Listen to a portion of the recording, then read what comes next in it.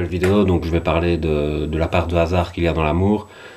C'est une petite dédicace à Jazzboy parce qu'on a parlé de l'épisode de Black Mirror, justement où on voit que la science intervient dans les interactions amoureuses par rapport au taux de compatibilité.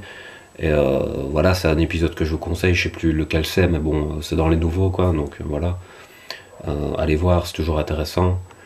Moi en fait, ce que j'aimerais dire, c'est que pour moi, la compatibilité, c'est juste 50% de la relation.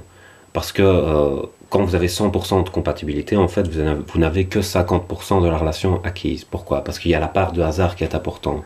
Et le hasard, il vient d'où? Il vient du futur, de ce qui n'existe pas encore.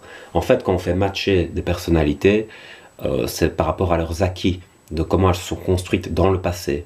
Et donc, par exemple, si vous avez deux personnes qui aiment le foot, ça fait 5 ans chacune qu'elles en font, elles vont parler de foot, et donc il y aura cette compatibilité-là par rapport au passé.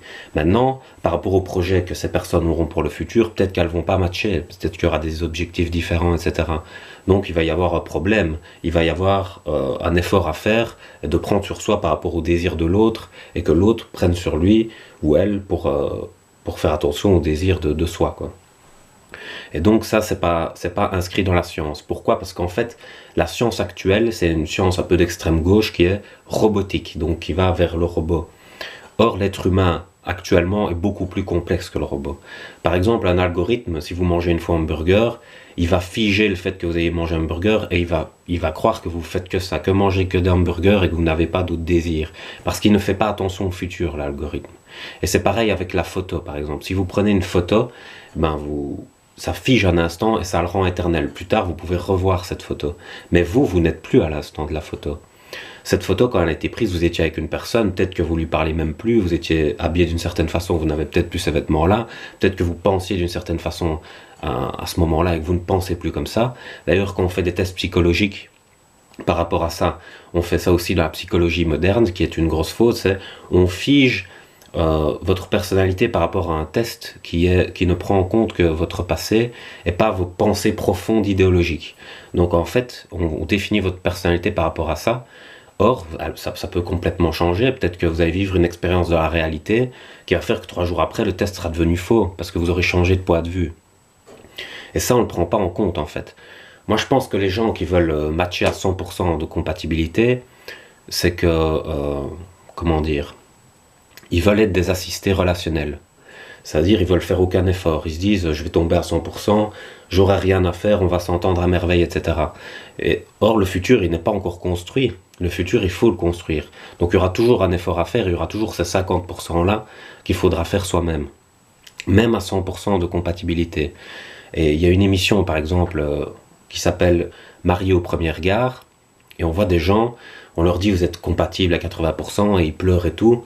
Enfin, on les voit pleurer, ils se disent ouais, j'ai trouvé la personne de ma vie, etc. Mais en fait, après ça casse, et puis après les personnes se plaignent, elles se disent bah je croyais avoir trouvé, etc. Mais il faut comprendre ça. Si vous matchez à 100%, même à 100%, vous arrivez face à la personne en mode je m'en foutis, j'en ai rien à foutre et de ça. Mais la personne, voilà, ça va pas matcher du tout parce que vous ne faites aucun effort. Vous allez vous laisser reposer sur vos acquis, etc. Et ça ne fonctionnera pas.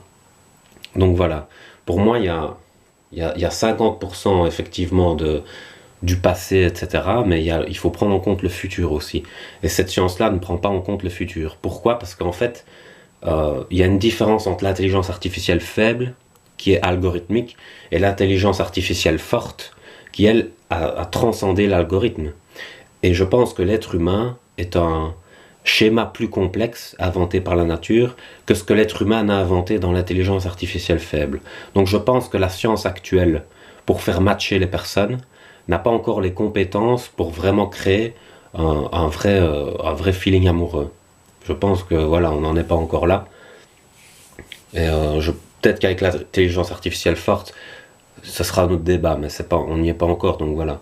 En tout cas, voilà, je vous ai expliqué ce que je pensais du hasard, de la part de hasard qu'il y avait dans l'amour, et que c'était important de le prendre en compte. Donc voilà, je vous laisse, bonsoir.